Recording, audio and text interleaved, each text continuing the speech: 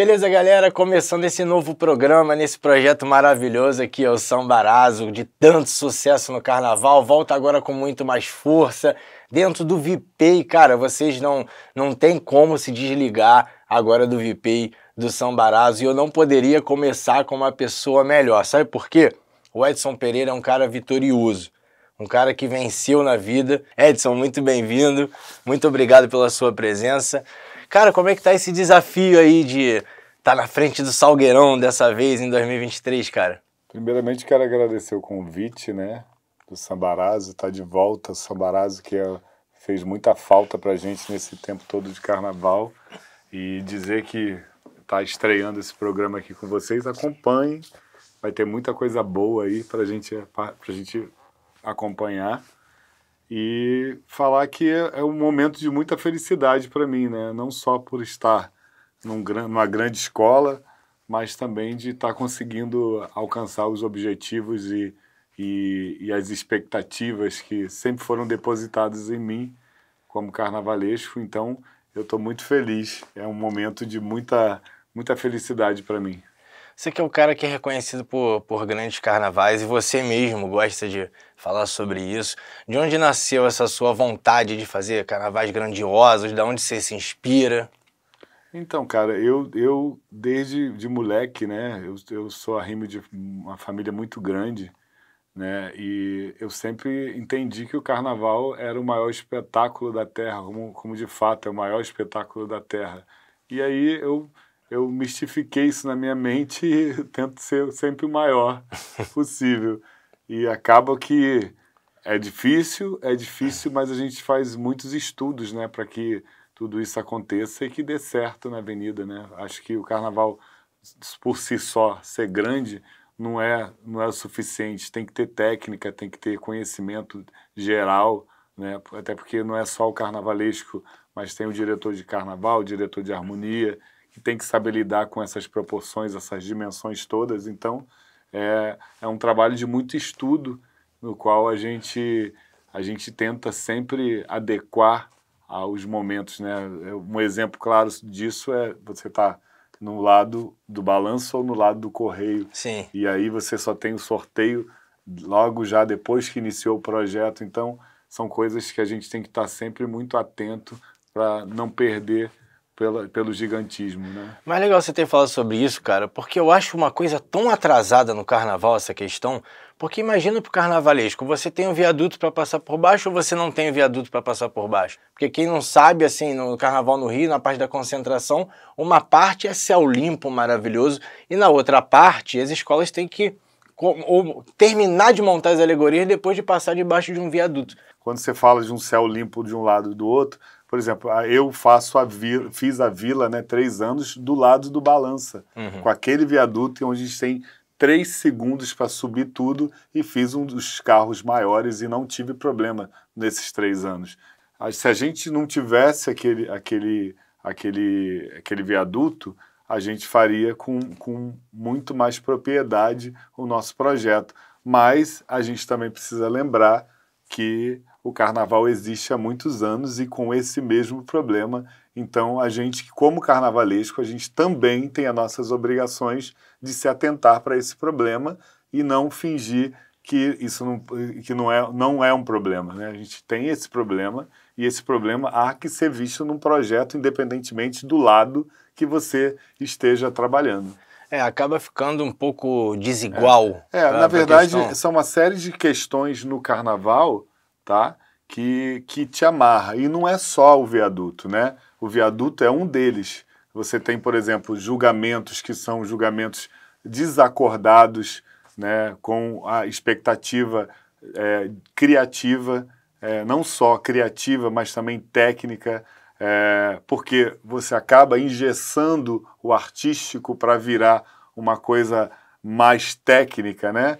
E, lógico, a gente sabe que o carnaval ele é técnico, mas aonde fica a parte artística, né, e plástica? Mas eu vou citar um exemplo desse ano. Eu tinha um bonde da 28 e a gente não tinha dinheiro para terminar o carnaval, e aí conseguimos uns manequins para colocar no bonde, porque era um tripé, só podia ter duas pessoas no tripé, mas o bonde precisava ser ocupado de componentes. Então a gente ganhou uns manequins, arrumamos os manequins lá, os manequins eram todos brancos, né? Eu fui julgado e perdi um 10º porque os manequins eram brancos. E, segundo o julgador, ele declara lá que o enredo era um enredo pertinente negro e que os manequins eram brancos.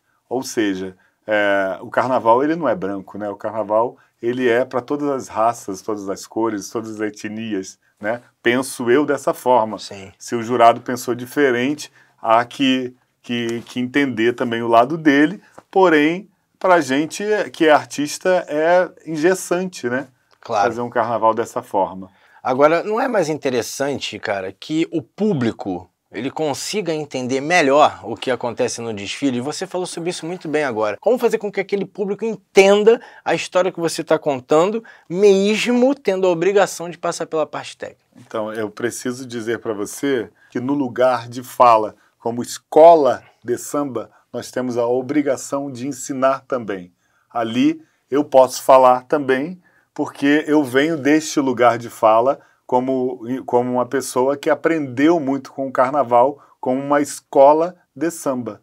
Então, eu acho que todos nós trabalhamos com a imagem, né? E a imagem, ela é tudo, né? Se você tem alguma coisa em específico e você pode ensinar para a arquibancada, trazer ela para esse ambiente, é possível fazer isso com a imagem. Porque às vezes as pessoas ficam assim, pô, tem que vir um carro alegórico para entender que desfile é esse. Exatamente, não pegar exatamente um descritivo para ler, tá, aquilo ali exatamente. é isso. Não, o carnaval é uma festa popular, tá? Hoje não tanto quanto a gente gostaria, porém é uma festa popular, né? Muitos que estão ali, às vezes não têm o acesso total que a gente, que é, como você mesmo diz, estudioso de carnaval, tem, mas a gente precisa fazer com que eles entendam e interajam com o carnaval.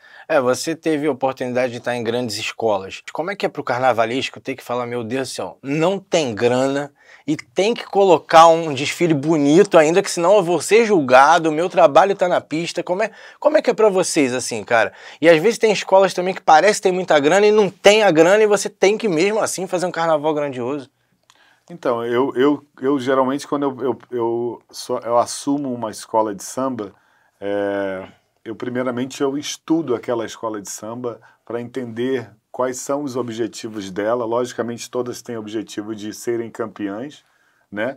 Porém, a gente tem que saber até onde ela pode ir e até onde você pode contribuir com o projeto da escola, né? Porque muitas das vezes os devaneios, né? Porque é lógico, você é carnavalesco, você quer fazer coisas deslumbrantes, muitas das vezes não é possível, porque não tem financeiramente condições. Porém, a gente precisa estudar e entender qual o caminho tomar, né? Quando se fala em enredo afro, que é mais barato, pode ser e também pode não ser, eu estou sugerindo aqui, mas você pega, eu venho de muitos anos trabalhando desde da Intendente Magalhães, que tem todo o seu mérito lá e que me fez hoje ser o Edson Pereira, que sabe lidar com um material alternativo, com material mais barato, sem perder a qualidade. Então, eu acho que é sobre isso que a gente precisa falar, né? A escola com possibilidade financeira ou não, a gente sempre tem que estar atento para fazer um carnaval que seja o carnaval da escola, não o carnaval do carnavalesco, porque eu acho que a instituição, a escola de samba é muito maior do que o carnavalesco. Então, a escola de samba tem essa obrigação de ensinamento, Sim. Sabe? Se perdeu esse foco nesse meio de caminho, a gente precisa voltar para essa realidade, porque hoje em dia a gente tem internet, a gente tem outras culturas também em ascensão, tem as igrejas, que muitas baianas têm ido para as igrejas, outros indo para o funk, outros indo para os bailes charmes e por aí vai. Então a gente precisa se enquadrar nesse novo mundo, nessa nova globalização. Essa questão dos camarotes, né? E não só por conta do volume, mas por conta do público que frequenta, que de repente por uma foto ou outra que a gente já viu, por momentos ou outros, as pessoas estão mais conectadas. Mas o que você pensa desse novo mundo no carnaval? E emendando, eu já queria te perguntar como fazer para aproximar a juventude, a molecada, para dentro do carnaval. Você acha que as escolas de samba têm que estar mais ligadas nas redes sociais? Como que vocês imaginam isso? Eu acho muito simples você entender que um camarote ele vai estar tocando uma rave na hora de uma escola de samba, mas você não precisa entender que não exatamente no momento que a escola esteja passando que aquilo esteja atuando, esteja acontecendo, né? Porque os camarotes eles geram verba para que as escolas possam executar os seus carnavais, né? Então, se existe uma forma simples de resolver isso, no momento que a escola esteja desfilando, que aquilo seja impedido de acontecer, né? Você desliga o som e bota o som do carnaval da escola que está passando, né? Eu acho que não adianta a gente ir contra as realidades do momento, porque a gente vai acabar perdendo a naturalidade dos fatos. Sim, sim, claro. Né? Se lá tem uma rave, lógico que teve dificuldade de vender camarote esse ano em abril. Lógico, isso é fato. A gente viu camarotes vazios lá esse ano, né? na avenida. Né? Mas a gente precisa entender como fazer isso. E com relação a trazer de volta essas pessoas para o carnaval, a juventude, isso também é fácil, porque o carnaval está no nosso DNA. O que a gente precisa é entender que as quadras de escola de samba elas precisam continuar sendo quadras de escola de samba. Interagindo com a sua comunidade, tudo fica muito mais fácil. Fica muito mais fácil, principalmente tá com esse shape aí, gente. E não faz academia? Eu não faço academia. Mas tá bem pra caramba, cara. Mas eu também eu sou operado, né? Fiz uma cirurgia bariátrica já há 3 anos. Então hoje eu consigo, fiz uma reeducação alimentar e consigo manter. O que você come hoje? Como é que você faz a tua dieta? Na verdade... Ou come de tudo? Como é que é? Eu como de tudo, eu só não tenho prazer de comer. Eu como por obrigação, por necessidade fisiológica, mas eu não tenho prazer de comer, é algo meu já, né? Então é muito fácil. Volta tudo? Como é que é? Se você comer um pedação de pizza, não digere? No meu caso, não posso falar pelas outras pessoas, mas no meu caso é tranquilo. No meu caso, eu como qualquer coisa, inclusive bebo qualquer coisa, eu só não consigo comer muito. Eu como um pouquinho, muito pouquinho mesmo. Mas você não consegue lembrar de um prato que você se delicie, nada disso? Você não é muito chegado? Então, se eu sou convidado para um almoço, ou para um coquetel, ou para um restaurante, eu vou, mas o meu foco nunca será a comida. Ela vai ser sempre as companhias a experiência que você está vivendo. A experiência que eu vou estar vivendo. Então, assim, o meu foco nunca é a comida. No rodízio, eu tô sempre no prejuízo. Não, prejuízo total. Isso é ótimo pra pizzaria, ou pra churrascaria, né? E você bebe? Gosta de álcool, de sair pra beber? Eu bebo mais bebida destilada, mas é aquela coisa. Se eu bebo, eu não como. Se eu como, eu não bebo. Então, eu bebo também cerveja. Vodka, uísque? Cerveja eu não bebo, porque se eu for beber cerveja, eu vou beber no máximo meia latinha. E aí, não dá, não rola. Então, eu tomo mais destilado, que aí com destilado uma taça... Mas é o que você gosta mais? O vodka, o uísque, o que é? Vodka, uísque, gin. No meu caso, eu bebo uísque uma noite inteira, um copo de uísque eu bebo a noite toda e no outro dia eu tô vai tranquilo. Na bicadinha? Tranquilão. Entendi. Como é que é a tua vida social, cara? Você consegue ter vida social? Você tem um match, alguma coisa dessa? Você usa aplicativo? Então, cara, eu sou muito... Eu tenho 43 anos de idade e comecei a trabalhar no carnaval em 94, né? Na verdade, eu tinha 16 anos. E tive sempre uma vida muito sacrificada, porque eu tive 26 irmãos. Muitas pessoas falam assim, o Edson é um carnavalesco novo. Não, eu fui pintor de arte, fui escultor, trabalhei em carpintaria, ou seja, em todas as áreas do carnaval. Então, hoje, eu consigo ter uma vida relativamente financeira mais tranquila, porém, eu preciso manter as expectativas para que essa vida financeira continue sendo calma, né? Tranquila. Então, eu gosto de sair para jantar. Ah, entendi. Eu gosto de sair pra jantar. Mas assim, se te chamarem para um bar, uma boate... Adoro. Gosta? Boate não. Boate tá fora. Mas um barzinho. Por onde geralmente você vai? Pra Lapa? Você mora onde, afinal? Cara, eu moro no Grajaú. Ah, mora no Grajaú. Então eu frequento os lugares mais simples, cara. Eu vou na Praça da 28, eu frequento alguns bares próximos, que eu não vou fazer propaganda aqui. Eu gosto de lugares simples, sabe? Entendi. Mas quando eu quero ir em um lugar sofisticado, vou também. Mas geralmente eu sou de boa com isso. E eu tenho um hobby também muito legal, que eu gosto de cozinhar, né? O que você gosta mais de cozinhar? Cara, na verdade, eu cheguei a estudar gastronomia, né? Então, eu cozinho qualquer coisa, desde que seja uma cozinha mais gourmet, mais sofisticada. A parada do feijão e arroz eu até faço, mas não é muito minha praia, não. Mas qual é a que você mais tem prazer em cozinhar? Cara, o prato que você fala, pô, esse daqui eu acerto. Se eu trouxer uns convidados aqui, eu acerto com certeza. Então, eu faço um bife Wellington, que é muito difícil de ser feito, com uma massa folheada. O que é bife Wellington? É uma carne nobre, né? Com uma massa folheada em volta. E a gente assa isso e com umas saladas, especiarias, fica bem gostoso. Como é que você prepara ele? Então, principalmente eu deixo ele marinando nas ervas um dia antes, né? Até porque a carne, como é uma carne nobre, ela sangra muito. E para que essa massa, que é uma massa folheada, que envolve o bife, ela esteja sequinha, a gente precisa marinar antes.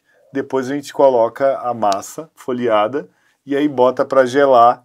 Depois que tiver gelada, aí a gente bota para assar, para que ela fique crocante. E fica quanto tempo assando? Em média, uns 45 minutos. E serve o quê? 6 pessoas? 4 pessoas? Depende da porção, mas geralmente eu faço por porção individual. Quando eu chamo grupo de amigos, aí eu faço uma comida mais trivial. Mas quando eu quero fazer algo muito específico, aí eu chamo 8 pessoas, que é o que cabe na mesa, e aí a gente serve mais particular. Não, mas deixa eu voltar no assunto aqui. Você não tá conseguindo hoje... Tem ninguém pra você dar uma namorada, uma curtida? Pô, cara bonitão aí, o carnavalesco do Salgueiro. Não tem ninguém pra dar um beijinho, nada disso? Acho que ninguém me quer. É muito difícil, quando você trabalha com carnaval, ou você se dedica muito ao trabalho, ou você encontra uma pessoa que pensa que você não trabalha. Porque quem trabalha em carnaval... a pessoa te pergunta, você trabalha em quê? Aí você fala assim, eu trabalho no carnaval. A pessoa acha que você só trabalha um mês do ano e os restantes do ano você é vagabundo. Ou você vai encontrar uma pessoa que quer estar junto com você para se divertir. E tudo que a gente menos faz no carnaval, como carnavalesco, é nos divertir. Vem cá, mas tem muita gente aí a fim de você que chega porque você é carnavalesco e de repente para curtir suas benesses e tal. Você já sentiu que tinha alguém contigo, que estava contigo só por causa do posto que você exerce popularmente? Cara, isso é muito comum. Se eu disser para você que todos os dias eu recebo pelo menos umas 3 ou 4 propostas mal intencionadas. Sério? No Instagram, sempre tem. O que essa galera escreve? Às vezes manda até nude. Mas você já ficou com algum desses? Algumas pessoas dessas? Já fiquei. Só olhou o nude e falou, bom, esse aí eu vou conversar. Não pelo nude. Não pelo nude. Pelo papo? Pelo papo. O que a pessoa tem que fazer para te conquistar? Eu acho que a pessoa, para me conquistar, ela primeiramente tem que ter um papo legal, entendeu? Não fisicamente, não é uma coisa que vai conseguir me atrair, não. Um bom perfume, não uma trocação de ideia, tá bem arrumadinho, nada disso? Não necessariamente. Eu acho que precisa ter conteúdo. Mas inicialmente, você vai olhar a pessoa e vai falar, pô, essa pessoa já me agrada, a pessoa não me agrada. O que você prefere? Uma pessoa mais alta, mais baixa, mais forte, parte física? Quando você olha, pô, já vou conversar. Aí se a pessoa tiver um papo bom... Todo mundo tem seu estereótipo que atrai, né? Eu, por exemplo, eu não tenho atração por pessoas mais altas que eu. Ah, entendi. Esse é uma das coisas que não me atrai. Você já olha de cara, se mas for... eu também sou do tipo da pessoa que eu prefiro conhecer as pessoas primeiro para julgar alguma... Para ver se rola alguma coisa. Exato, porque às vezes a pessoa não tem nada a ver com você fisicamente, mas ela tem um papo que vai te levar a outros mundos. Às vezes uma boa companhia, uma coisa ou outra. Eu não gosto de pessoas que querem ir para as boates, que querem viver à noite. Não é o meu perfil, sabe? Eu curto tomar um vinho em casa, eu curto família, eu curto cozinhar, eu gosto de sair. Mas tem aquelas pessoas do algo mais casual também, né, cara? Que você não vai curtir. Claro. Tem pessoas que você vai sair com ela, mas não tem expectativa nenhuma de nem sabe o nome, de ter uma relação com ela. Sou escorpiano. Se tem uma coisa que eu posso te ensinar do escorpiano, o escorpiano ele gosta de ter o controle absoluto de tudo, sabe? E bebida, droga, qualquer tipo de coisa que tire a gente do controle. A gente, quando trabalha muito de madrugada, e aí você está envolvido com um monte de pessoas que tem que estar virado ali trabalhando, muita gente se droga. Cara, eu conheci muita gente diferente quando eu fui para a faculdade. Você conhece gente de todo canto. Como é que foi o dia do estalo para você, assim, que você falou, meu Deus, o mundo é esse? Teve algum momento que você conseguiu? Cara, na minha vida, eu tenho uma história muito... Não é diferente, porque tem muitos brasileiros que passaram por isso também. Mas eu fui morador de rua. Sim. Né? Eu morei 3 anos na rua. Eu queria que você contasse legal essa história, cara. Porque assim, eu sei que desde criança, e ainda mais no mundo de hoje talvez as coisas funcionem de forma mais fácil. Não mais fácil, né? Que tá vendo a gente, pode falar, pô, esse cara tá achando que é fácil. Não é mais fácil. Mas eu acho que antigamente devia ser mais difícil. Até uma questão de expor a sua sexualidade, de você enfrentar isso, da família te ajudar a enfrentar isso. Foi uma dificuldade para você, isso no início da sua vida? No momento que você resolve sair de casa, isso teve influência? Não, a influência provavelmente sim, sabe? Porque a minha família é uma família de 26 irmãos, o meu pai nordestino, minha mãe também nordestina, né? E eu tinha um irmão que era travesti na época. Caramba! E como é que eles lidavam com isso? Né, era muito difícil já, né? Então, a opressão e a repressão que ele tinha, eu já sofria, porque eu também me sentia não igual a ele, só que eu não conseguia entender como uma criança entender quando as pessoas chamam você daquilo que você nem sabe o que você é. Sim, claro. Né? Então, era muito difícil. Então, eu sempre tive muita personalidade, eu sou de escorpião, né? Tenho muita personalidade. Então, para mim era muito difícil entender que as pessoas me tratavam de uma maneira pejorativa. Mas sabe? Isso não só em casa, né? Na escola, nos amigos. Quer dizer, você fez um bullying sexual. Então eu pensava assim, cara, mas eles estão falando que eu sou viadinho, e viadinho é isso que eu sou? Eu não sabia o que era isso, sabe? Então, era muito difícil para mim.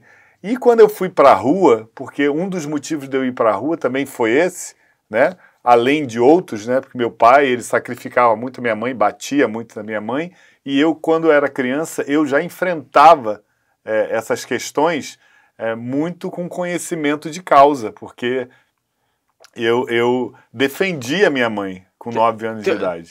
Teu pai era muito pesado contigo sobre questão sexual também? Sim, muito, muito, de verdade. Então, eu enfrentava o meu pai, né? Até o ponto dele me colocar na rua. E quando eu fui para a rua, já na rua, eu estabeleci metas na minha vida. Ou seja, eu fui morar na areia de Copacabana. Como é que você se virou? Então, eu morava no centro, eu morava em Bangu, eu nasci em Bangu, né? Na época, fui morar na Praça 1º de Maio, e lá naquela época existia um movimento cultural da Eco 92, que a gente tirou aquelas lonas culturais que hoje são lonas que tem muitos eventos culturais.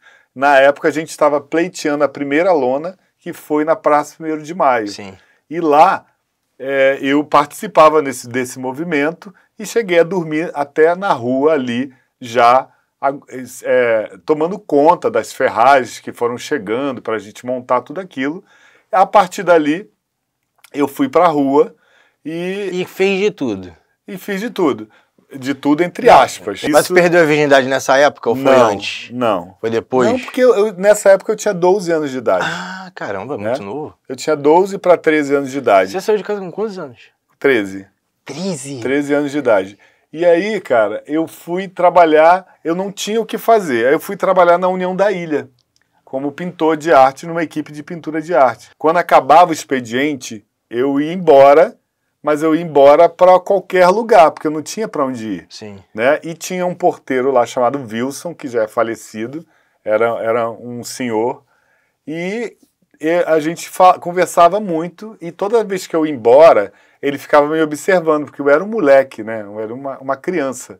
E ele ficava me observando, aí ele falava, você vai para onde? Aí eu falava assim, eu vou para casa. Aí ele falava assim, não mente para mim, que você não vai para casa. Aí eu falava para ele assim, não, eu vou para casa sim. Aí ele falava assim, ó, quando for todo mundo embora, você volta aqui.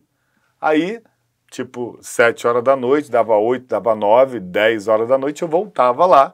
Ele pegava a marmita dele, ele dividia comigo. Oh, que maneiro, hein? Dividia Você ainda comigo. tem contato com ele? Não, ele já é falecido. Ah, que pena. Ele dividia comigo a marmita dele e falava, dorme aí, quando for de manhã cedo eu te acordo. E aí eu dormia lá e depois no outro dia estava trabalhando. Nessa época eu trabalhava na União da Ilha e na Imperatriz também, porque era na Venezuela, então tinha um barracão de frente um para o outro e a gente trabalhava. Então da lona cultural de Bangu, sim, você conseguiu essa oportunidade nas escolas e a ilha te abraçou. Quer dizer, a ilha não, o porteiro te abraçou para você conseguir. Sim, naquela época o carnavalesco era o Chico Espinosa, e aí o Chico tinha uma sensibilidade bacana, porque ele entendia que eu tinha muito habilidades artísticas, né? E aí eu comecei a trabalhar com o Chico, para Rita Lee, para outros eventos da Globo, e foi muito bacana no sentido de experiência. Então, isso os eventos da Globo com quantos anos? Isso já com 15, 16 Meu anos. Deus do céu, cara. Então, é muito precoce. É muito diferente de hoje você estar numa escola de samba e aparece uma oportunidade, você chega lá, tem uma sala na cidade do samba. Lá na época que eu comecei a trabalhar, a gente trabalhava debaixo de goteira. Eu tô aqui tentando imaginar como que você se defendeu, cara. Porque assim, sozinho, você não tinha apoio praticamente. A tua mãe, de repente, a mãe geralmente que dá essa. Não, cara, eu fiquei mas, assim, 6 anos, eu fiquei 6 anos sem conhecer, sem encontrar com a minha família. 6 anos eu Nem fiquei. com a sua mãe? Nem com a minha mãe. Nem com a minha mãe. Eu fiquei 6 anos afastado de todo mundo. E nesses 6 anos, nesse período de 6 anos, 3 eu fiquei na rua no Brasil, sabe? E 3 anos, muitas coisas aconteceram que foram muito trágicas na minha vida, no sentido de como que eu posso dizer? De psicológicas mesmo. Eu sofri muitos abusos, foram anos muito difíceis, mas depois eu fui para os Estados Unidos. Abusos, você diz, sexuais? Também. Você pode contar algum que tenha acontecido? Você pode contar a história? Pessoas que me chamavam para me ajudar e falavam assim, você fica aqui em casa, sai da rua, eu vou te ajudar. Levava para casa, chegava lá, eu virava faxineiro, cozinheiro, arrumava a casa e depois ainda tentavam me abusar sexualmente. Então, eram coisas que até hoje são gatilhos na minha vida. Eu não tenho problema nenhum de falar sobre esses gatilhos, mas que não são coisas bacanas de serem ditos. Também não me vitimizo por conta disso, Sim. Porque eu acredito que não devo ser o único brasileiro que passou por isso. A gente tem muitos casos aí semelhantes, mas graças a Deus eu consegui, através de objetivar a minha vida, tanto pessoal quanto profissional, conquistar algumas coisas. Não ficou utilizando isso como bengala para sobreviver? Não, eu não tenho problema de falar. Lógico que me fere. Machuca, mas você não utilizou isso para... Nunca. Para contar vantagem. Muito pelo contrário. Quando eu me vi na rua, na situação que eu estava, a primeira coisa que eu pensei foi o seguinte, eu vou provar para todo mundo que eu tenho o meu valor. Porque quando você está numa situação como essa, você é quase que invisível, Sim. sabe, para a sociedade. Hoje em dia, você vê uma pessoa talvez na mesma situação, mas ela tem muito mais possibilidades, sabe? Sim. A internet te proporciona muita coisa, tem muita gente que ajuda. Hoje em dia, o que mais você vê é parar carros na rua, e eu acho louvável, também faço isso, levando quentinha, levando agasalho. Eu faço isso, faço trabalhos sociais, tem algumas ONGs Qual que eu é a ajudo. área que você... Eu vou mais para seropédica, eu vou mais para aquele lado de Aí lá. você faz o quê? Você separa as quentinhas, você compra as quentinhas e você Não, mesmo dá, não você faço, apoia? Quentinha eu faço no Natal. Eu Legal. não faço ceia de Natal na minha casa, eu faço ceia de Natal na rua. Cara, que maneiro. Eu faço ceia de Natal na rua. Onde que você... Já lá em Seropédica? Não. Essa ceia de Natal eu faço na Praça da Cruz Vermelha. Todo ano eu faço lá. Alguns orfanatos que são de Seropédica, que eu ajudo algumas crianças lá com material escolar, com Páscoa, Natal, eventos, né? E mensalmente também ajudo. Eu falo para quem trabalha comigo de assistente, olha, vocês hoje estão aqui dentro de uma sala bacana, com ar-condicionado, com a iluminação. Aproveita isso, não foi assim. Sabe? Não foi assim comigo. Como é que você foi parar nos Estados Unidos e conseguiu se formar? Como é que você deu a virada nessa história, cara? Então, cara, quando eu morava na rua aqui no Brasil, que eu estava numa situação de rua, eu entendi que eu não tinha nada a perder e nada a ganhar ali, né? Então eu falei assim, se eu tiver a oportunidade de ir embora, eu vou embora. E existia uma senhora que foi destaque, que o nome dela era Esther de Almeida. Ela já é falecida também. Ela foi destaque muitos anos no Império Serrano e chegou a ser vice-presidente da Unidos da Tijuca. Talvez o presidente Fernando Horta nem saiba disso que eu vou falar aqui agora, mas ele me ajudou muito nessa época, porque a dona Esther, ela tinha familiares que moravam nos Estados Unidos, e nesta época ela precisava ir aos Estados Unidos e fazer uma roupa de destaque para ela se apresentar numa desses eventos do Comebol, né? Então eu fiz uma roupa para ela, e nessa época, como eu era muito novo, eu não tinha condições de tirar visto. Com quantos anos você foi? Eu já tinha 17. Já tinha, gente. Já tinha para 18 anos. Então tinha. Era muito difícil. Naquela época era muito mais difícil de você ter um visto, né? Então ela foi até o Fernando Horta e ela pediu o Fernando Horta para que fizesse uma carta através da Unidos da Tijuca para que eu pudesse ir tentar o visto na imigração, e aí eu consegui o visto para poder ir para os Estados Unidos. E aí eu fui para os Estados Unidos, fiz o que eu tinha que fazer lá com ela, e de lá eu tive grandes oportunidades. Eu fui para lavar banheiro, na verdade. E aí tive muitas oportunidades de trabalho lá como artista. Graças a Deus, consegui um lugar lá ao sol, e aproveitei, fiz faculdade, morei lá por algum tempo, né? Foi muito boa a experiência para mim quando eu voltei para cá, porque já no meu DNA existia o carnaval. Mas teve uma fake news que mudou seu destino dos Estados Unidos para o Brasil, não teve não? Uma fake news meio de medicina, meio estomacal? Sim. Conta essa história que é maravilhosa, cara. Então, cara, eu quando eu trabalhava nos Estados Unidos, eu fazia faculdade, eu trabalhava, eu fazia assim, eu acordava tipo 6 horas da manhã, e aí eu ia para o Subway para pegar um trem para ir fazer aula, né, para a faculdade, e dali eu ia trabalhar, e trabalhava até as 4 da manhã, então eu trabalhava muito, né, eu trabalhava muito lá. Na verdade, eu só trabalhava, né, só tinha um dia de folga.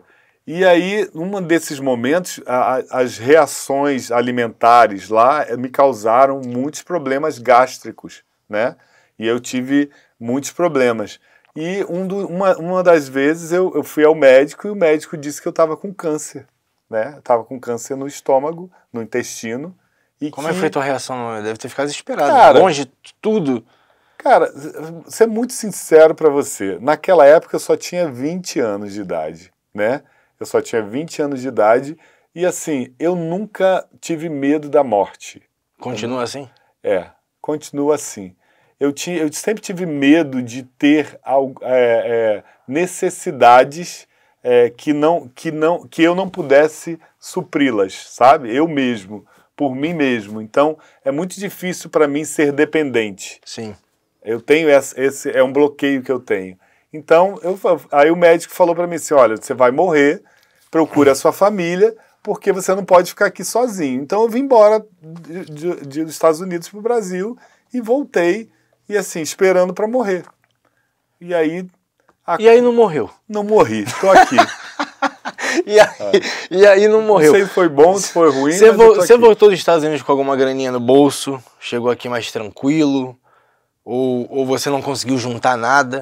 Pelo que você falou no início, você falou, pô, cara, eu tenho ali a minha facilidade financeira, mas eu quero manter isso por mais tempo. Você é um cara controlado financeiramente desde aquela época? Cara, ou não? Eu não posso dizer que eu sou controlado, mas eu trabalho muito. Então, quando eu estava nos Estados Unidos, eu tive grandes oportunidades. Se eu tivesse hoje lá, eu posso afirmar para você que eu estaria milionário se eu estivesse nos Estados Unidos. Eu trabalhava para Hillary Clinton lá. Como assim, cara?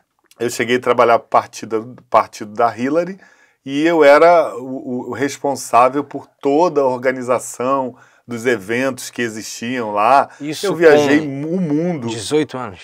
Com 19 para 18 anos. Eu cheguei a ter casa lá, cheguei a ter carros, mais de um. Tu é um cara iluminado, né, brother? Por 19 anos, por tudo que ele passou. Não sei se fui iluminado porque eu trabalhei muito também, Não, né? mas... Então... Mas caramba, com 19 anos você ter... Por tudo que você passou, ter conquistado coisas assim no estalar de tempo... Com 19 anos eu já tinha ido para Grécia, já tinha ido para Itália, já tinha ido para Roma, tinha ido para Paris, já tinha ido para o Egito, já tinha ido para Bahamas, para o México, um monte de lugares assim. E nunca dei tanta importância a isso. A minha absorção era mais cultural, sabe? Você imagina um cara com 20 anos numa cidade como Nova York. Sim. Sabe? E eu nem sabia que você ter a minha inocência era tão grande que eu não imaginava que a Times Square era em Nova York. Então, o dia que eu passei e vi todas aquelas luzes, eu fiquei extasiado, porque assim, não cabia dentro. Uma experiência surreal, né? Foi uma das experiências mais surreais da minha vida. Olhar aquilo e falar, meu Deus, exatamente. Eu tô na Times Square. Exatamente. Nesse retorno pro Brasil, que eu fiquei com uma curiosidade aqui na minha cabeça. Nesse retorno pro Brasil, você conseguiu se reconectar com a sua família? E como é que foi, não sei se seu pai já ainda era vivo ou não, mas como é que foi esse reencontro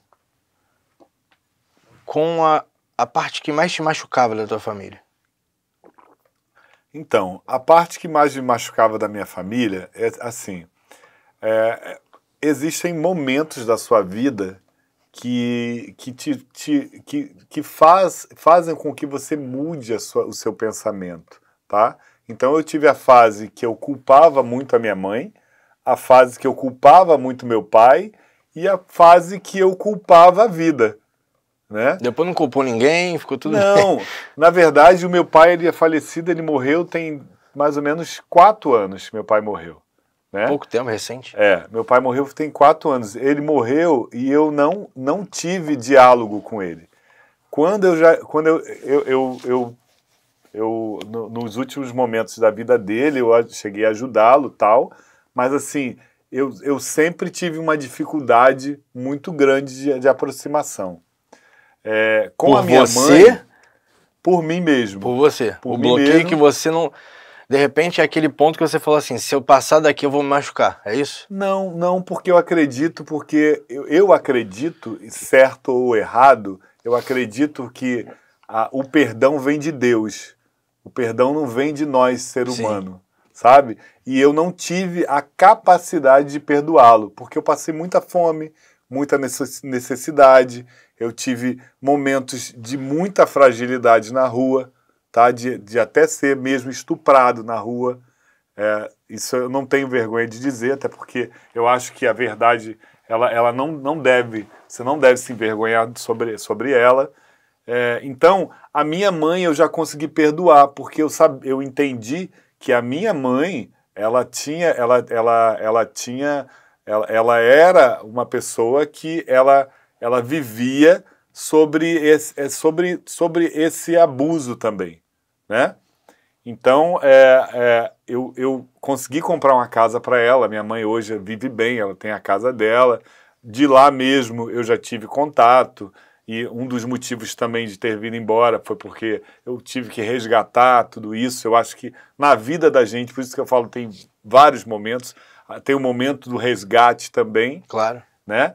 E isso tudo para mim foi uma coisa legal. O amadurecimento mental, até de conhecimento que você começa a ter da vida. Sim. Você consegue até destrinchar melhor os seus problemas, as suas frustrações. E é uma constante, é uma constante.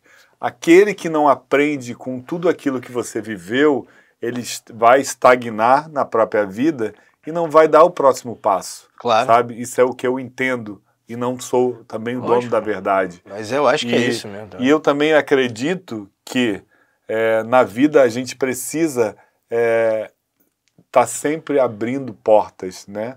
Abrindo portas para novos momentos. Claro. Eu vivo sozinho até hoje. Mas você conseguiu se sustentar, se segurar. Sim.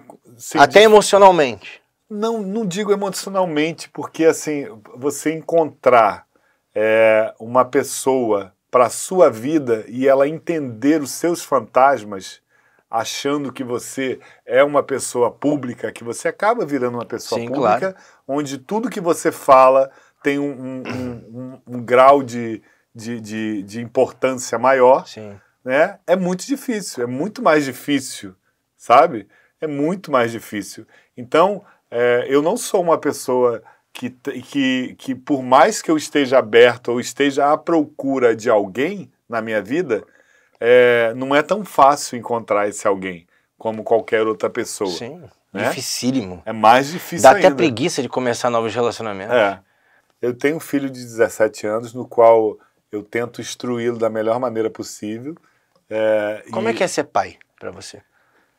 Cara, tem outras questões em outros momentos aí. Porque o que acontece? Quando eu comecei a gerar recursos de sobrevivência, vou dizer assim, o meu pai, minha mãe teve um filho com meu pai, e a minha mãe já tinha 45 anos, e ela teve um filho com meu pai, só que esse filho que ela teve com meu pai, ele quase que foi o meu filho também, porque o meu pai, ele fez com ele o que fazia com a gente. Então, eu já tinha consciência de que eu precisava assumir aquela responsabilidade daquela criança para que ele não vivesse o que eu vivi. Como, por exemplo, teve um evento na quadra da Vila, do Felipe Rett, e ele queria assistir. Falei para ele assim, você quer ir? O pai não vai. Você quer ir? Quero. Então tá aqui, seu ingresso tá aqui. Aí, logicamente, deixei algumas pessoas olhando ele, mas lá eu não estava. Sim. Sabe? Entendi. Porque você imagina, minha vida é só trabalhar. Eu vou num show de uma pessoa que não é da minha geração. Lógico. Sabe? Então, não ia ser interessante. O que você curte musicalmente, cara? Eu curto MPB, eu curto um chorinho, eu curto Lineker, eu curto, sabe? Curte pagode?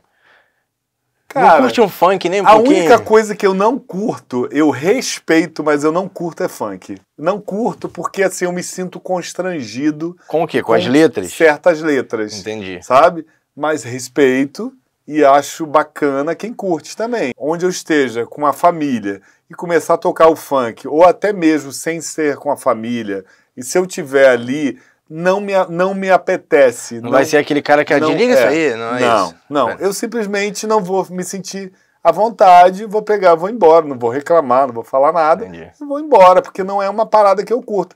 É a mesma coisa, outros tipos de música. Rap. Gosto, mas não é uma coisa também que, eu gosto.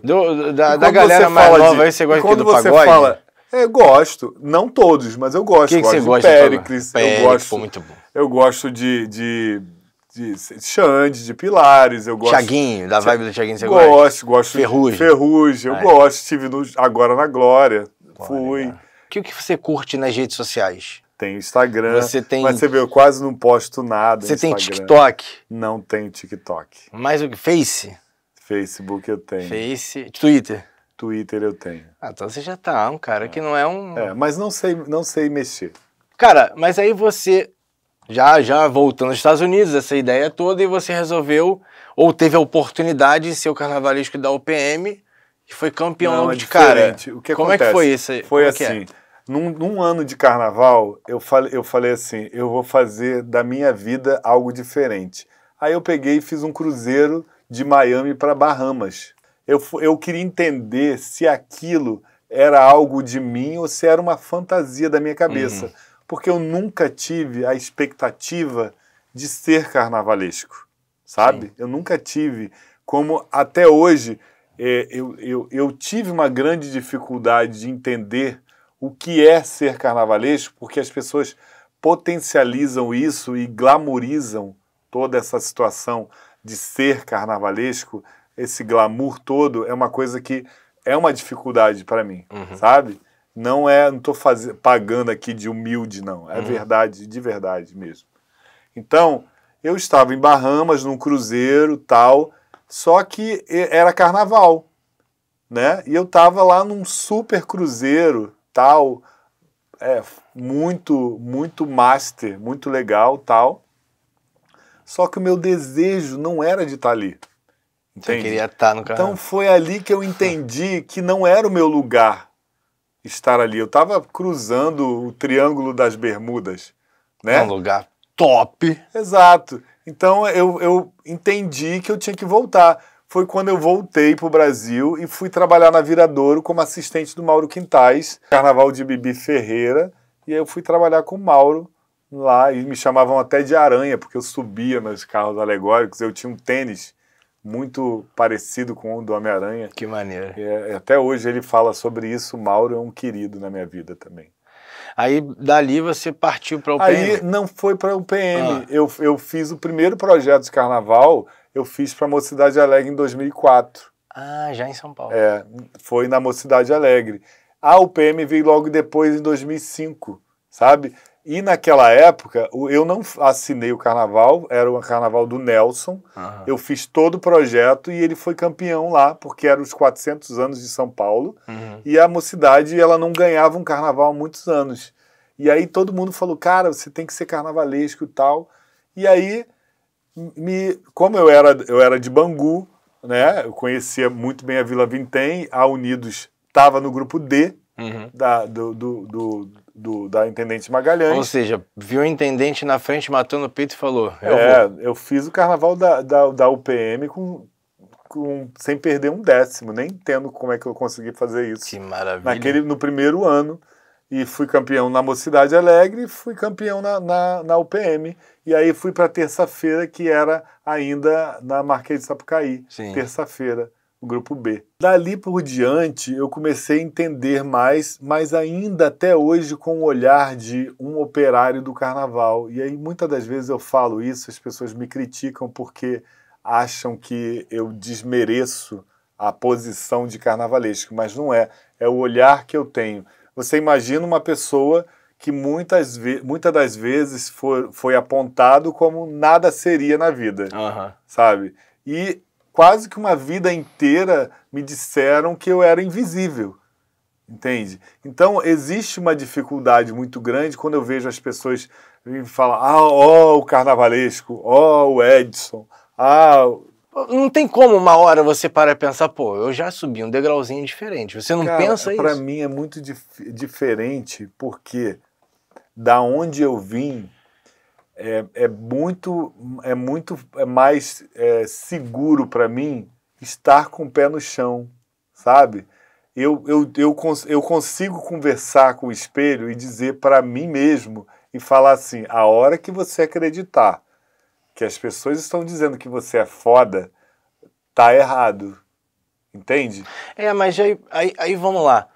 O quê? Semanas atrás, a gente fez uma matéria, eu ainda estava no SRZD, e aí você... Pô, todo mundo gostaria de me ter. Você falar uma coisa dessa e trouxe uma repercussão, lembra, imediata, a gente até conversou sobre isso. as pessoas, mas como é que ele tá falando sobre esse assunto? E você, eu tô vendo aqui nesse papo, a gente tá vendo o quanto você age com naturalidade. Às vezes uma palavra, as pessoas que não vivem a realidade porque as acabam pessoas massacrando. não entendem. E aí eu fiquei muito triste, porque eu ainda consigo ficar muito triste com essas coisas, porque geralmente tem muita gente que chega numa posição, ignora o que as pessoas pensam. Sim. Quando eu falei que as escolas que gostariam de me ter, porque qualquer escola que tem hoje a intenção de ganhar um carnaval, ela quer ter proporções que o Edson proporciona, sabe? Então não foi porque todas as escolas de samba querem ter o Edson, não é isso. O que eu quis dizer, ou que eu posso ter me expressado errado, é que qualquer escola que queira fazer um grande carnaval com proporções que eu venho apresentando, gostaria de ter o Edson. Sim. Sabe? Foi sobre isso. Hoje eu quase não assisto nem os meus desfiles, porque assim, eu não quero ter as mesmas referências, eu quero ter novos desafios. Não me apetece fazer algo que as pessoas já viram, sabe? Entendi. O que me apetece é fazer algo que me inspira novos desafios. E esse gigante desafio que você está pela frente aí? Eu penso da responsabilidade que eu tenho em não frustrar as expectativas do salgueirense, porque nunca acreditei que um carnavalesco ele pode ser maior do que uma instituição. Você acha que chegou teu ano? Chegou tua vida, Edson? Cara, é muito relativo falar sobre isso, porque assim, Você olha o carnaval do lado e fala, pô, era pra eu ter ganho esse ano. Não, nunca. Nunca. Eu aprendi a conviver com isso. Porque quantas vezes eu fui campeão e não levei o troféu, né? Isso eu posso falar na Mocidade Alegre, eu posso falar na UPM várias vezes, né? Eu posso falar no meu lugar de fala, eu posso falar sobre isso. Claro. Né? E todo mundo dizia, não, eu cheguei a falar, o último ano anterior a esse, você vai ser campeão no Rio e em São Paulo, Mocidade campeã e Vila campeã. Imagine. E não fui. Então, quer dizer, eu aposto no trabalho. Eu acho que o título é consequência do trabalho. O Salgueiro está reformando todo o barracão, está pintando tudo, fazendo obra, fazendo reformas importantes para que essa base, esse alicerce que a gente precisa fazer desse grande carnaval, ele tem essa base, ele tem esse alicerce. Então, por isso que eu aposto que o Salgueiro vai vir como um grande Salgueiro que com sangue nos olhos. Vai vir pesado. Sim. E eu peço para vocês, compartilhem esse vídeo, siga as redes aí do VIPEI, do São Barazo, acompanhe nosso site, tem muita coisa bacana pela frente. Tá só começando, gente. Esse é o esquenta pro Carnaval 2023. Só que você sabe que no VIPEI você não fica só no Carnaval. Tem celebridades de todos os ramos, de todos os países, das cidades. Tudo você acompanha aqui no VIPEI e no Carnaval, obviamente, no São Barazo. Gente, muito obrigado. Já começamos com o pé, direitaço. Esse homem é brabo. Valeu, São Barazo. Tamo junto. Vem com a gente, galera. São Barazo. Valeu.